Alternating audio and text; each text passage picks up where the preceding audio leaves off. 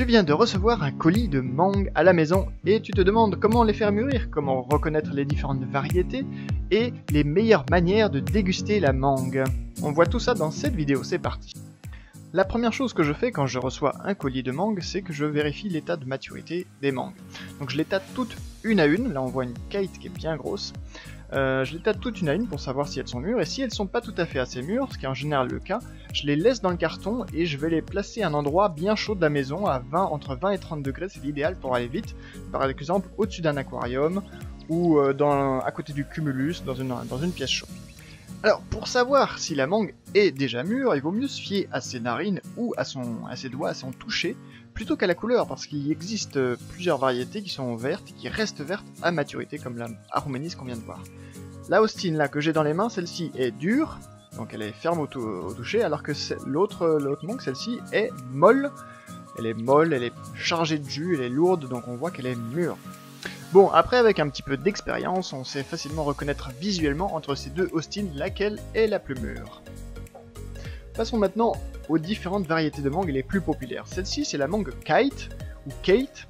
C'est une des plus grosses variétés de mangue au monde, elle peut peser jusqu'à 1,2 kg, voire même 1,5 kg. Elle est très grosse, elle est très sucrée, elle est légèrement acidulée. Celle-ci, c'est la mangue Kent, la mangue la plus cultivée au monde.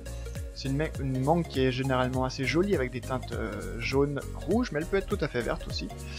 Elle est très charnue, regardez un petit peu la quantité de chair qu'on a. Elle est aussi très très sucrée, un bon goût de pêche mais vraiment sucré. Celle-ci c'est donc la mangue Austin qu'on a vue juste avant. Elle est allongée, donc forme oblongue. Elle est très populaire aussi, donc elle est bien charnue, très sucrée et beaucoup de jus aussi dans la Austin. C'est une variété excellente qui se cultive beaucoup dans le sud de l'Espagne. Passons maintenant aux variétés asiatiques. Celle-ci c'est la mangue Nam Doc Mai. La Nam Doc Mai c'est la plus populaire en Thaïlande. Elle a un goût vanillé, subtil, sucré acidulé.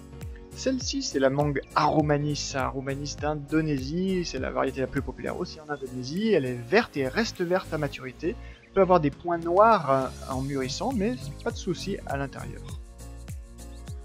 Comment manger une mangue? Alors première méthode, eh bien c'est de l'éplucher simplement avec un couteau le plus fin possible, coupant et fin. On peut aussi utiliser un épluche-légumes pour faire ça, donc on peut soit l'éplucher entièrement, soit éplucher que la moitié si on veut couper une seule joue. Moi j'aime beaucoup cette méthode pour faire des petits bouts de mangue que je vais découper après pour les enfants, ou même voilà, pour des invités à mettre sur la table, sur une assiette. C'est une méthode qui est pratique et puis je trouve voilà, on s'embête un petit peu à éplucher et puis à faire les petits carrés comme ça. Mais après, une fois que c'est mis dans l'assiette, c'est très convivial. Chacun peut piocher dans l'assiette. Voilà, donc là je suis en train de le mettre dans l'assiette. On voit ce que ça donne. Et puis après, avec une petite fourchette, chacun peut piquer des petits carrés de mangue.